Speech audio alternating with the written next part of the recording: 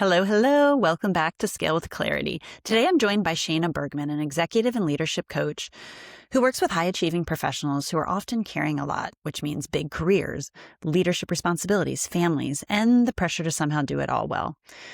We talked about a variety of things, namely the identity shifts that happen as life changes, especially when that version of you that once chased success no longer fits the life you want to live, oftentimes coinciding with becoming a leader in your organization and or having children. And I raise my hand a lot here and can relate to so much that we talked about. One idea that Shayna shares, which I really loved and we'll dig into, is her framework of awareness, acceptance, and action. I've talked a lot before about the idea of awareness, of first being aware of what you want to change and what needs to change. But she introduced me to this idea of also this middle step of accepting who you are and who you want to become before you start taking action. And so that was just really eye-opening for me, because sometimes recognizing a pattern is only the beginning. The deeper work is in learning to accept the version of yourself and who you're becoming. And we also talked about the idea, this pressure to be this alpha parent and this new concept around beta parent that she introduced to me. So it's really about this pushback against having to do everything perfectly and do it all at once. So if you've been feeling stretched thin, questioning what success means to you, or trying to figure out how to lead your life and work without losing yourself in the process, I think you'll really connect with this one. Here's my episode with Shayna. Welcome to Scale with Clarity, the podcast for entrepreneurs who are building a business and a life that actually feels good. I'm Brooke Cunninger, fractional CFO, strategist, and mom of 3. And I've learned that scaling isn't just about hitting revenue milestones. It's about finding alignment between your big vision and your everyday reality. Each week, you'll hear honest conversations with founders who are redefining success on their own terms. We'll talk about the pivots, the aha moments, and the tough decisions behind the scenes. Plus, the surprising ways entrepreneurship becomes the greatest personal growth journey of all. Whether you're dreaming of leaving corporate, navigating the messy middle, or trying to grow without burning out, this show is here to help you scale with more clarity, confidence, and ease. Because building a business should expand you, not deplete you. Let's scale with clarity together.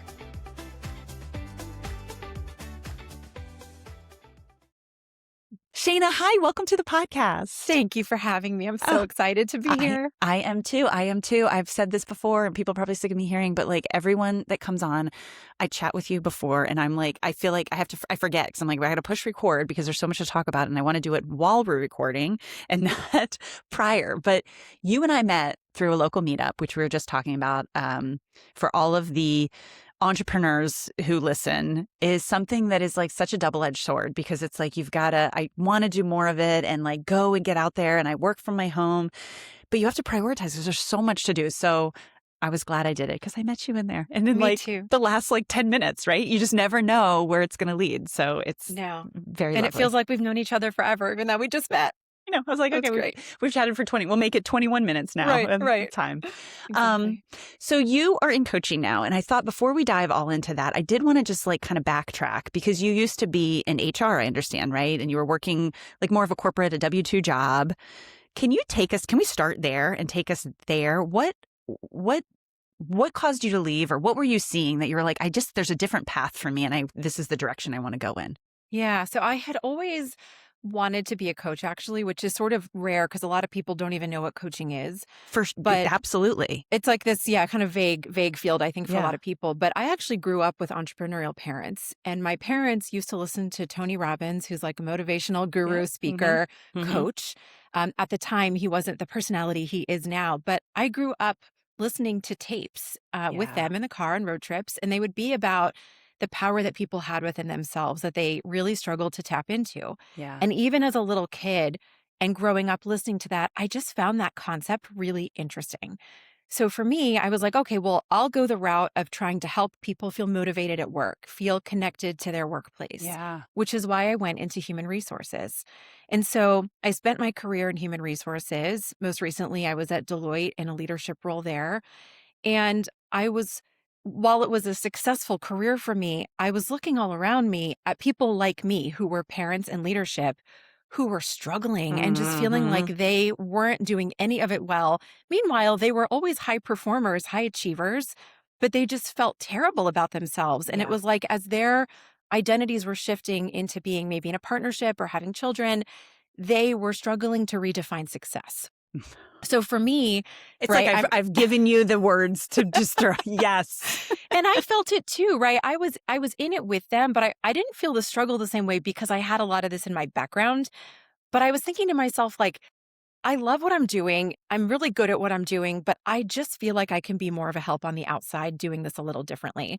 So I took all that HR know-how Yeah. and, excitement for coaching, and I decided I kind of hit a breaking point. There was a Yeah. point in time where I was like, I think I'm done with this and it's time for me Yeah. to go fly. Yeah. And I went and I got certified and I got educated in leadership and in coaching and all the things. And I eventually decided within about a year span to resign. And so I've been doing my coaching practice for almost 5 years now. Okay. I want to pause because I do Yeah. want to jump into then the actual starting of a practice because I think that there's a lot to learn from there. Yeah. But I always am curious when people there is a risk-taking aspect to starting your like leaving what is a traditional path and starting. It's becoming more and more common now. And I'm always curious, like people grow up, and so you said entrepreneurial parents, but what the part that is unique that I'm hearing that I love is about the growing up with the coaching kind of methodology, Tony Robbins in your mind. And I feel like that is way more common for kids now. My kids are so articulate in their emotions and how they're feeling and able to and that is not for me because I'm still working on it. But I love that you grew up with that. So when you got into that workforce, because that is my story too, is like, I think I outsourced.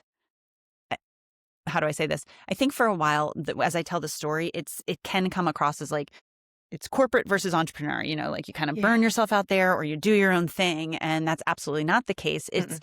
at wherever you go, deeply knowing yourself and what's your identity and what's your why and what is success. And it's not looking external. And that's what I hope for my kids now who are younger. And you got that as a young age. And I have to imagine that that's such a powerful thing at that age to just internalize as you're growing up. It is. I mean, it's a double-edged sword because while I was in this career, I always had this inner knowing that I'm not quite aligned with what I said I Mm, wanted to do. But to your point, having that passion and that fire and that spark that wasn't quite lit but was there, yeah. I think is not something that was common when you and I were growing up. But kids now have exposure to things on YouTube and they have a different, I feel like, ability to see what's possible for them Yeah. and to be able to articulate it Yeah. than what we had. But I think I was lucky in that I did have this thing that was kind of birthed really early in my life. Yeah. I love that. And then when you're in around the time thinking about leaving Yeah. and you said not in alignment, there's Mhm. something there. Did you know at the time, so you grew up with the understanding of what coaching is, did Yeah. you know that was the path or for others that are, a lot of people feel that something's different. I've had kids now, my identity's changed, or I've just felt out of alignment. How did you start to know what that next step was or to explore that? I think I'm a little unique in that way, and that it was always coaching. That was always the dream for me. It always felt unattainable because I always felt like, as many do, and I think this is what's relatable, I'm not enough. I'm not ready. How could I do that? I had those More same coach, more stories. training, you need more Yeah. all that. Yeah. I'm not tenured enough. I don't have enough experience. Are they going to take me seriously? All the things. Yeah. I haven't been a CEO. How could I coach CEOs? Yeah. All that kind of the stories Yeah. that we make up for ourselves. Yeah. Um, and that being said, I think because it was such a passion, I honestly hit a point where I was like, if I don't give this a try, I will forever regret not trying it. And, obviously there was a series of events that led to that decision. It wasn't overnight, but it was always brewing. It was there from forever, truly. I really, everyone I've talked to falls into one of two camps. And I think you could probably extrapolate this to any change, but talking about leaving and starting your own thing, either it got so bad. I've talked to a lot of people who had health issues and it kind of forced them out, or their job was eliminated and they're like, okay, what am I going to do next? And others, and I fall into this camp. I did, I had all those burnout, kind of working around the clock. But the thing that pushed me was this view also that there's something that could be so you can be excited to wake up and do it. And I wasn't feeling that way. And this fear of regret. I don't want to wake up when my kids are older and I haven't been around as much and regret that I didn't try it then. And it's that was the thing for me. And that sounds like was for you too. It's It you is. don't know what it is, but it's the fear of regret is so big that you're I've got to try it and just see. It's greater than the fear of failure in whatever this capacity may be. 100%. And I think you and I bonded over this, having that similar experience. It Yeah. wasn't like something was bad. It wasn't like there was a catalyst. Part of it was during COVID in 2020, I was home with my kids. I'm on a leadership team running big meetings, changing my son's diapers, in virtual kindergarten with my daughter. Yes, telling them to get out behind the screen, but they're Yes. like running Yeah, around. like Yes. handing snacks under the desk. I mean, it was like that kind of scenario. And it was normal at the time because Yeah. everybody was doing it. But I think it was what started the wheels turning of like, this is also not Yeah. normal. And Yeah. I just know like, there's got to be a better way to feel about my life. And it Yeah. can't be this. Isn't it crazy looking back? And we have so far to go still, but you said this too, is like the people you work with now too, or that you were around even in your HR role, who, you get to a point and you're like trying to do it all and just feeling like you're failing. And we think about like that specific scenario in COVID's, because I was there too with the young kids and remote kindergarten on a computer. It's so crazy. And I had a 2-year-old running around and trying to do it all, which is a crazy aspect, but also like keeping it so separate. Like, I'm going to try and do it all, but I don't want anyone in my meeting to know that I have a crying 2-year-old behind me or that someone's sick and you have to be home. Like, the lack of integration while also trying to be everything is crazy that we used to and still do live by that. Absolutely. That thought. Absolutely. And I remember people saying, like, it's okay if your kids are on. But the reality was it didn't match their actions or what was actually expected. Yes. And honestly, Brooke, that was part of like what made me be like, there's just got to be a better way to lead. If I'm going to be able to help people recognize that whether or not they like it, there's a whole person coming to work and that person has things outside of work too. I want to help influence that. And so that was also part of my thinking is like, this is crazy that I'm hiding my baby, below me and saying like, don't pop your head up. Don't say anything, like what are they learning? Like, how am I not showing up fully as myself? And this has taken me a long time too, because you consciously, that you're like, oh, if you show all parts of you, like you're going to attract the people that are similar, like instead of trying to please it, like all those things you hear. But I'm like, truly, I am like, when you shut off a part of yourself, you are shutting off a part of like your brain that can think holistically and creatively. Like when you bring all of that there, like it or not, here's how I am in a professional setting, certainly. But like, it just is such an unlock for people to relate to you and to be authentic. And I now in my life in doing this podcast or on social media too, like I see that and there's still this like cringe of like, oh, is this strategic or whatever it may be. And I'm like, that's the thing that people relate and want to work with a leader who is that, or somebody who is successful in their career, but also has kids and is trying to struggle. You're like, oh, that's okay that I'm doing that too, because they're also doing that. Like, it's so much more of a holistic place that I would want to be and like work, live, all of those things. Yes. And I think a lot of it, honestly, even looking back, I think I probably was telling myself a story that there was something wrong with that. And I think this is why some of the people that I coach and that I see and that, you and I can relate to are so exhausted is because they are hiding a part of themselves. And it's exhausting to not be bringing your full self anywhere, that full authentic version of you. Yeah. And again, of course, within reason, right? In a professional setting. But that being said, like if you are not your full self, you are honestly like removing a gift from everybody else to get to know who you are and what you bring to the table. And it's so much easier. And now that I live it, it's fun. You just get to be you. You just show up, you do what you do. And if you're good at it, you're going to be good at whatever it is that you're doing. It doesn't matter whether you have a crying baby or not. I know. And I think sometimes I stop myself. This is my current path I'm on now. So thank you for coming along with me on my own journey, which is, I realize some of the things too that I almost created the stress in my own mind like that, like, oh, I can't show this. And certainly there are people that were like, I had a boss who had no children, wasn't married, like he had a very different perspective of like showing up at work.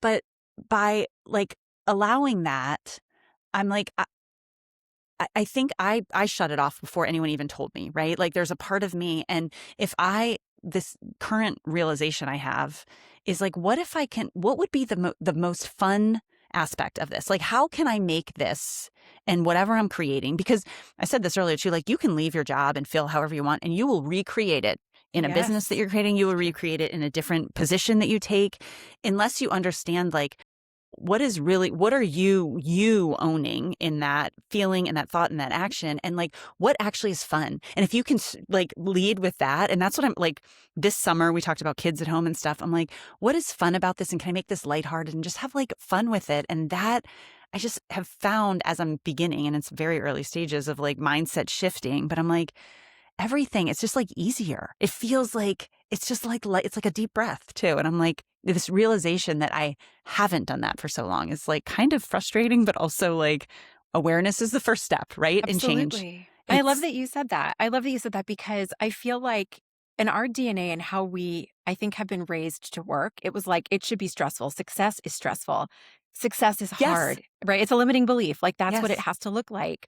And similar to you, when I left and I started my own practice, part of it was because I was really excited about what I was doing. But people have said to me, like, how did you get to be so successful so early? And the truth of it is, it's not a strategic answer, but the truth is, I have been following the joy.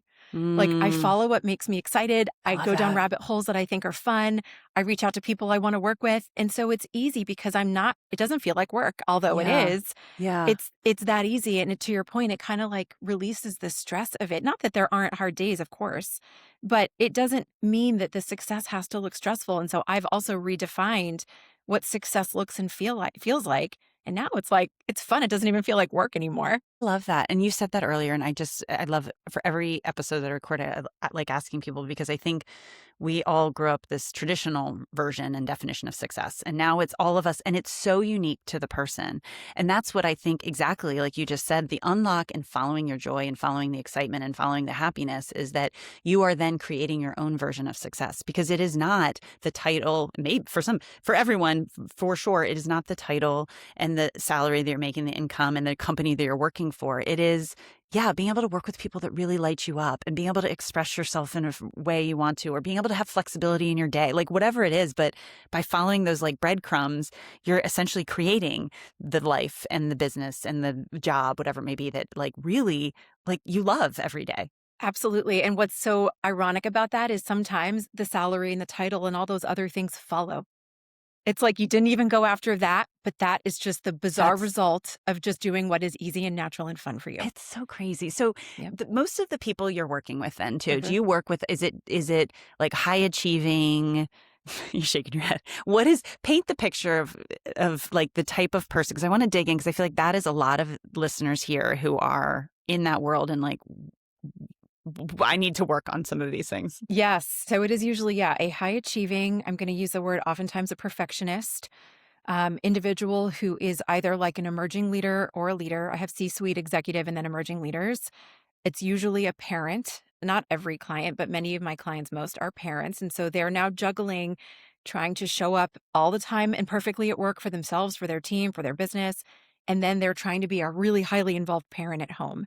Yeah. And typically, what I end up hearing about is how they feel like they are failing everywhere, that they're not actually showing up as the best version of themselves. They feel like they're not showing up fully for their team or for their family. And it's because they are living with an outdated version of what success looks like. And this is where the beta parent trend Yeah. now is Can you coming talk about in. that a little I'd bit? You love just posted, to. and I love that. Yes. I'd love to. So this is not my term, but there is a trendy term right now called the beta mom. I'm for my business because I see moms and dads, I'm calling it the beta parent because I do think it applies to moms and dads, but it's the idea that we have grown up with what being the perfect parent looks like. You're always at every PTA meeting, you're always baking fresh homemade cookies, you're also coaching little league. You're also, by the way, in a leadership role at work and getting all the opportunities there, and you're always hitting your sales numbers. And in fact, you're exceeding them. And it's this version of somebody that is not human. And if that person exists, it's somebody who's burnt out on the inside and they just maybe haven't come there yet. So the beta mom trend is basically saying, look, you don't have to be perfect everywhere. Yeah. You actually get to say, you know what, we're having cereal for dinner tonight. Yeah. You know what, I can't be at your game tomorrow because I've got this presentation at work, but I'll be at the next game. Yeah. It's good enough. And the good enough Yeah. actually means you're probably better than 99.5% of most parents out there. Yeah. And so it's starting to embrace what good enough looks like so that you don't feel like you're just totally struggling and burnt out with every aspect of your life. I love that. I love that because I do think there's this trend of, I think it's reached a crescendo, whether it was through COVID or past that, of just like all the things that are expected and people are like pushing back, like no more. But do you find that more often than not, those that you work with at least are aware that they're trying to do all the things and that the feelings of failure are because of trying to do all the things? Or is that even the first step, is like, look at acknowledge all of this that's being asked of you and kind of show gratitude to that? Like, where are they on the spectrum usually? It's half and half. I would say some people are highly aware and they realize I'm trying to do too much and I'm burnt out and I don't know how or where to pull back or even who I am and what I care about.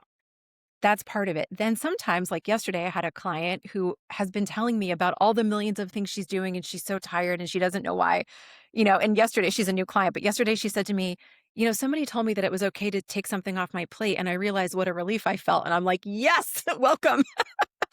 Obviously, Win. that's part of the Yes. problem. So she wasn't Yes. aware until she was, and she laughed about it. And now we're going to look at what else can come Yeah. off. But she really couldn't understand the connection of those things because what she sees everywhere, whether it's in person or social media, Yeah. is this version of an alpha parent who's Yeah. doing everything. And that's just not realistic. It's just not realistic. Yeah. So the first group, because I've come to this realization, fighting this realization, but I always thought awareness. So, that one group that you said isn't aware yet. So like, I thought once I became aware, like that's it. That's the finish of all these changes. I'm a people pleaser. Okay, now I know it. Now I'm going to be done with that. What I've come to realize is that is just the step 0.2 of like 100, right? Like the actual change is so hard. And you touched on something that is so resonant with me, which is like, oftentimes they don't even know. Like I am that, I wish I met you 5 years ago. I am that person. And forever it's taken me so long to be like, what do I care about? Like, what is it? Because I'm so used to, I guess, externalizing what my tasks are, just like receiving and being really good at, like, from a work perspective, professional perspective, of people throwing stuff at you and being like, I can handle it. So you're really in a receiving as opposed to being like, this is what I want to work on. Mm-hmm. So really good at that. And then from the kids' perspective, feeling good, getting that dopamine hit when I accomplish, like, oh, I checked all this off. And it took me forever to realize that that's not the deeper feeling of satisfaction, but it's just that quick, like, okay, I check these off. So with that said, once someone becomes aware and you're working with this other group, like, where do you even start to be like, how do I unwind all of this and figure out what is me and what do I want? Yeah. So most people really don't know who they are anymore, especially if you're a parent. It's like all of a sudden you're in this whirlwind of like, now I like have to take care of people. And I was this like person who was bar hopping and single like just a few years ago. And now I'm like raising children and I have to like keep them alive. And I don't want to release that identity, but I'm also feeling like I want to be around this baby more and be involved, but I don't know what that looks like. Yeah. Totally. And I used to be able to just show up for work and leave for happy hour, but now I'm leading a team. And so now I have to like be a certain way. And so there's this massive identity shift that happens so quickly. And we oftentimes don't have a chance to revisit who are we? Who are we becoming? Who are we evolving to be in that process? So what I do a lot of times with most clients is really revisit what is important to them. What are their values? Yeah. Maybe before it was recognition and maybe it was financial security and maybe it was travel.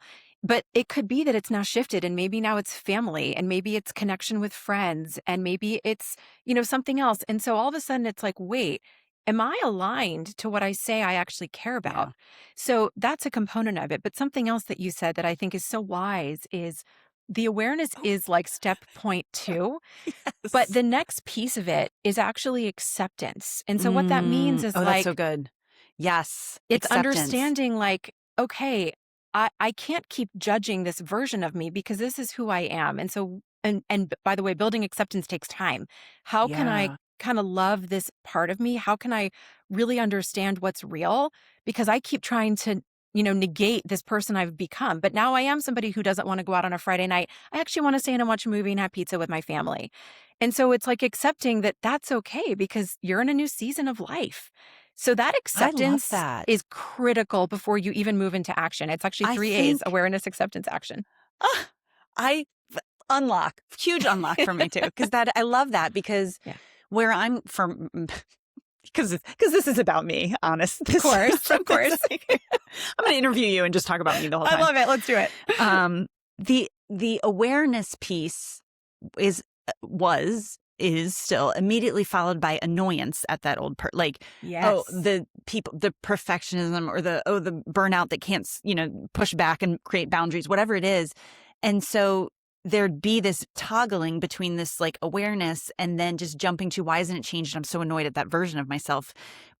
missing that acceptance piece, which is like kind of this gratitude for that person that you were and become like, and also the evolution and the effort it takes to evolve and appreciate that you're moving as life should be, like as you grow and evolve. And Absolutely. that's such an unlock for me too. I'm so glad. I'm so glad. And it's interesting because you said something that I think is really spot on. You went from being somebody, not you, but many of us went from somebody who could be very me focused, like it's about my career, it's about my relationship, it's about what I want. And then you end up having these people that rely on you that you care for. And that's why you get that dopamine hit when you've done something for them. Yeah. There is this love of the service side, the compassion, the helping others side that a lot of us get once we have a family. Yeah. But it's also important to sort of recognize that that is a new shift. That is a Yeah. change. And so if that becomes part of our identity and who we are, we have to accept that that's a new part of us. And so Yeah. other things start to become less important. Maybe the promotion doesn't need to be so urgent. It's like I can look at it 2 years from now Yeah. because I've got little ones that I'm raising, or I'm trying to get a kid off to college. And so I just can't be helping with essays and also trying to, go after this big client. Yeah. And so once we can say like, oh, well, it makes sense that I don't have the energy to do all of this. Yeah. Now it's like, all right, now I'm ready to like figure out what do I do next. I think also hearing you, like the where my mind goes to is I and so many are like you said, it's about me, but it's like the professional aspect. You had friends and obviously, but like that was like kind of becomes your identity, like your Mhm. whole identity. And then when kids come along and take a lot of, or any other big outside of your professional life project, we'll call them, there's a lot of work, but we are not, like you said, you can kind of take the gas off of one. And I would look at it as that. And I tell everyone and I tell myself, I'm like, your career is long. Like you Yeah. can't have your foot on the gas, even if it's no children for 50 years. Like you will burn out in whatever regard. But when you take your gas off of one, what I didn't give myself was like this whole identity of a mom and the pride that can come with like, I've put my foot down on the gas here in this other part of me, this other identity, and I'm really doing great at it, or I'm leaning into this. And so like taking, like someone else equated it to like different rooms in your house. I read this, Yes. like this is actually Brad Stulberg. He wrote this book. It's called The Pursuit of Excellence. And he It's a great interviewed a one. bunch. Do you know exactly? I've read Okay. it. It's fantastic. He's Yeah. great, right? So in that, he talks about like, I mean, he's talking about like all different aspects, people who are super great, but he loves equating it to the only way to be really excellent at something is if you picture this house, because inevitably, whatever your identity is tied up in, you will fail at one point if it's just this one thing, even if you're excelling at it. So if you think of all the rooms in a house, and I'm like, as parents, we are parents and friends and daughters or sons and professionals, but also you probably have hobbies and maybe multiple professional things. So if one thing you're taking, like, you're like, these rooms are full right now, and I'm Yes. going to focus on this room. And it makes it like this whole life that has taken me way too long to like really appreciate. And I think honestly, it can come down to, because when you introduce yourself, like, what's your tagline? And it's like, I'm so much more than this one thing. And Yes. so, yes, You're I love, multifaceted. You're yes, multi-hyphenate. Yeah, there's so many things. And the room analogy I love, and it's very similar to a concept I always help my clients understand, which is we grew up in this time of this idea of work-life balance. Like that was such a buzzword for so long.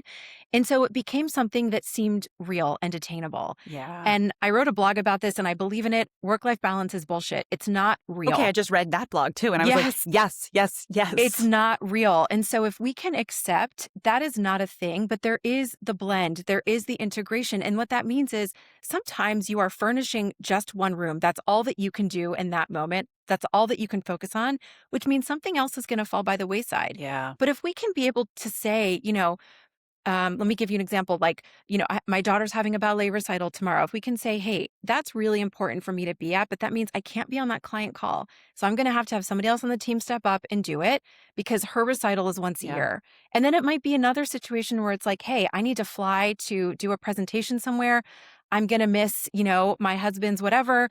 And he's going to have to understand that this is Yeah. actually really important. And if we can just accept that different rooms need different things at different times, Yeah. rather than trying to say we can do it all, we can make it all happen, it allows us to understand that priorities will shift day to day, sometimes Yeah. moment to moment, because we are multi-hyphenate. We have a lot of different things that define who we Yeah. are. And that is beautiful. What a wonderful thing to have. I love that. And that brings up for me too, because like the idea of this trade-off, I think for far too long, I conceptually understood, in the work-life balance, and I'm going to have kids, I'm going to have to say no. It was I'm going to have to say, if I say yes to something, I'm going to have to say no to something else. That was Yes. what I stopped, because I was like, I can do it all. And I Mhm. didn't realize the ramifications of that like quiet thought that was running through. But that work-life balance thing it was just like, I can. And so I'll make it work. I'll figure it out. But without articulating and admitting to myself, hey, like you said, I'm going to say yes to this dance recital, but that means no to this meeting, or vice versa. Yes. I didn't want to acknowledge the no, but what the no now in doing that gives me autonomy to be like, I'm deciding. Because before, without saying what I was saying no to, it felt like it was happening to me. Like I was like, okay, I'm Yes. going to do this, but then, oh my God, I didn't make it home in time for like, it was all this stuff that was rushing at me. And I just felt like a failure because I hadn't for myself said yes, but this means I didn't acknowledge the no part, that it was inevitable in whatever decision I make. And I thought that would feel bad, but it actually is like, it's this freeing thing. Like, you've decided, and you can then decide differently tomorrow, whatever it may be. Absolutely. Absolutely. And you're so wise, because you're actually talking about I love something this that I interview. teach. Tell me more. You are, because what you're talking about is moving from this place of victimhood where like things are happening to me and I have no agency over my own life, to this place of conscious choice, of Yeah. intentionality. And no matter what, when we feel we are behind the decision, it will feel better. It doesn't mean we always love that decision or it's our favorite decision. But if we made the decision, my goodness, it feels so much better. And by the way, this happens from when we're kids. It's like when you say to your kid, hey, you got to take a raincoat. It's raining. And they're like, don't tell me what to do. But if they take a raincoat and it's raining, they're like, look at me. I'm so Yeah. prepared, because it was their decision. Yes. We're still like that as adults. So the more we can be in conscious choice and have intentionality, the better anything that we do will feel. You know what? You know how this has played out for me in my entrepreneurial life too, is when we talk about like choosing your clients and niching down, and for far too long, I was like, I can help all the problems, like I'm a generalist. And, and I was afraid to focus too much, not as much because I was like, oh, I'm going to turn people away, but more like there was this acknowledgement of like, that they're going to think I can't help them. Or what if I don't like that? Like, what if I've made the wrong decision and I've said, this is what I'm going to focus on, and I'm saying no to these other things, but then I end up not liking that. But as I've done that, it's actually the reverse. Like, it gives me really clear, in absence of that, I don't actually know what I like and I don't like. Because I just, a client will come in, they didn't really work very much and I wasn't sure. But with being really focused on one aspect, that's where, for me, the actual learnings, I'm like, oh, okay, that's not right. And I've been able to release what I thought would be this like kind of either frustration with myself or like disappointment, like, oh, you chose the wrong thing, to, again, this like, I have chosen, and now I've decided, I've learned from like, oh, awesome, I can check that off and I'm going to move on to, it's like, it's such a flip of how I thought it would be. And it took me far too long. If I just like sunk into that, and I was like, the learnings are so much faster in that regard. It's so true. Too. I went through the exact same journey you did. And I remember being told, like, just be really specific. And I was like, I don't want to turn anybody away. And what if it's wrong? I don't know. What if it's wrong? Yeah, what if I want to change it? What if people yes. don't want to come because nobody fits into it? No, none of that's true. I completely agree. I had the same realization that you did. So anyone who is not there yet and is starting their business, just pick. Yes, and pick. Start somewhere. Because honestly, for me too, and this will be part of the business conversation, is it's been twofold. One, I can actually talk to the person a lot clearer. Like, even if you think there's same problems, and in my world with finance, it's like, oh, they're the same revenue size and they need forecasts and cash flow. But like, the interior designer that I'm working with is very, very different, who's the mom and like trying to grow, versus the, a government subcontractor who's a man who's looking to retirement. Like, it's a very different what their internal desires and needs are. And for me, the release to try and recreate, like, I got it. I got you. Like, I know exactly, like that for me, and the confidence building and stuff is like, you can just replicate it so much faster and you can be so much more efficient. And I was like, oh, that feels really good for me. Well, it's so true. And your clients feel good because they feel so seen, because they're like, she gets me. She totally understands me. Yeah. Yes. Yeah. Oh. So, people working with you, do you have a new community you just are launching? Let's talk about that. I'm so I want to hear about it. Yeah. So you were doing one-on-one forever, right? Too. So I want to see on the business side too. Let's talk about like what prompted you to say, let's evolve or move on to the next phase of my business? Yeah, I have been doing one-on-one, doing corporate workshops, all that kind of stuff, group coaching for the last couple of years. And I hit a place in my business where I could just feel like I was ready for the next level. I didn't know what that looked like, It was but I that was like when you were in HR, is that same like, okay, yes. something like something different? Yes, it was like an inner knowing, but now I know to listen to it. But before I kept saying like, not yet, not yet. Now I'm Yeah. like, all right, something's here. Yeah. So I had gone down a couple different avenues to figure out what does next look like. And I ended up going through a process of asking ideal clients, what else would you like? Like, what am I not doing that would be helpful? And one of the things I heard from clients and non-clients was, the one-on-one is amazing, but for people that can't afford that or don't even want to be in an intimate one-on-one space, but still want access to me, they Yeah. don't have that. And I Yeah. would have people even on Instagram, I still do, who say, I love when you do like a 30-second reel, but I want you to go deeper. So I started to realize that also part of who I am is I'm a connector. I love to say like, you should meet this person because you guys have something in common. Yeah. But I wasn't doing that in my practice because I work in a confidential space. So I couldn't share. So anyway, through all of that, I met another entreprenista. So shout out to Ingrid Zapata-Reed, who runs communities, because she Awesome. was extremely helpful in helping me take all of what I just said to you and Yeah. come up with the idea of a community does fit in terms of what next looks like. So I love that. I have launched, it's called the Lead Live Collective. And it is right now open to my current and past clients. So I'm in the space of people who already know me and love me and are Mhm. like, get kind of what I do. They're in it now while I work out some of the kinks Yeah. of it, which Mhm. fortunately there haven't been that many, but they're in to really help build it out. And so they have access to hot seat coaching with me. So they come in and get free coaching for an hour once every 2 weeks. They get master classes with me and with guests. So they're coming in and being able to go really deep on a topic, but not only with me, it's with others. There are forums and communities and spaces for them to share wins that they're having, issues they're struggling with. Has anybody else encountered this type of thing? Is there anybody that does this? And so now it becomes this collective of people that are in a very similar space in Yeah. life, high achieving, juggling all the things, trying to do it all well. And now they're not alone. And so a lot of them are still doing one-on-one with me because they want that intimate connection. But a lot of them that don't want that or can't afford it still get access to what I teach and what I I love that. share. And Yeah. I imagine, especially if you are in a traditional job in a leadership position, in if one of that segment of your clients, to have others that are in a very similar. It's not stuff that you usually talk about because you're leading people, and so you kind of you have to have that jacket on or whatever you call it. Yes. So to be able to just be open and understand from others how they're navigating specific situations as you're trying to turn inward and really understand who you are as a leader and as a parent, all those identities we already talked about.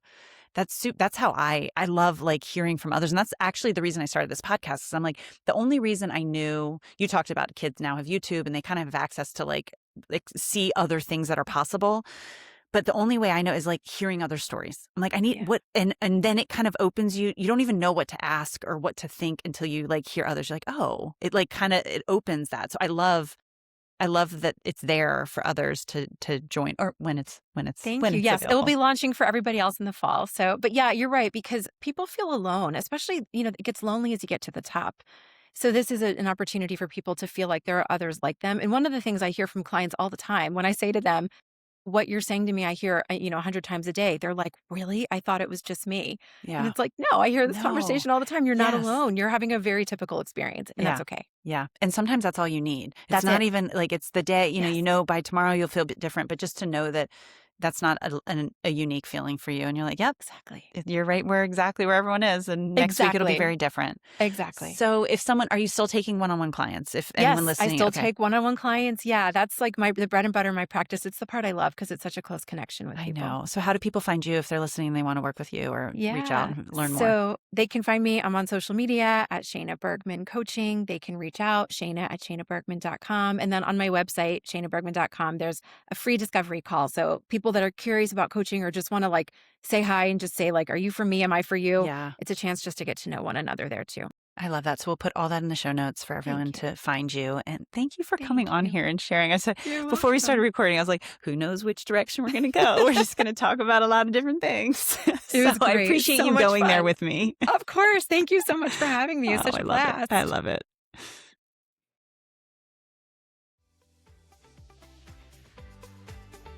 Hey there! If this episode sparks something for you, I'd really love to know. Shoot me an email or leave me a comment on the episode. Those messages really do mean more to me than you realize. And if you're craving more clarity in your business or your career, you can explore ways to work together at www.scalewithclarity.com. You guys, thanks so much for taking the time to listen to the episode. I always love recording these and sharing them with you, and looking forward to seeing you on the next episode of Scale with Clarity.